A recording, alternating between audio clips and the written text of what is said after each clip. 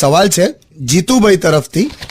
YouTube પર એમણે કમેન્ટમાં પૂછ્યું છે કે માણસે સ્વપ્ન જોવા જોઈએ કે નહીં, કે પછી સમય જેમ કરાવે એમ જ એડજસ્ટ થયા કરવું જોઈએ? હું કહું જો સપના તો જોવા જ જોઈએ, પણ એ પૂરા થાય ને એવી આશા નહીં રાખવાની. વાહ વાહ, સરસ બોલી લે. આ તો પેલું DDL જે મૂવી આવતું હતું ને એમાં ફરીદા જલાલ આવું બોલે છે. ફરીદા જલાલ ફરીવાર બોલે કે નહીં, તું બોલીને એનો મને આનંદ છે. કેમ કે એમાં શું થાય ખબર છે, સપના પૂરા થવાની તમે આશા રાખો ને, પણ પછી જો પૂરા ના થાય ને તો દુઃખી થવાય.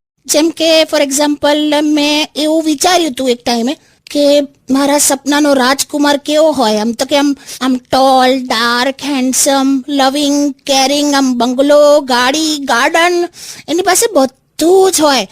એને તો આમ તમે આમ જોઈને જ આમ હા પાડી દેવાય. પણ એટલે એની પાસે આવું બધું જ હોય તો પછી એ તને શું કામ સિલેક્ટ કરે, એ પણ વિચાર ને. અરે ભાઈ, હવે એ સપનું હતું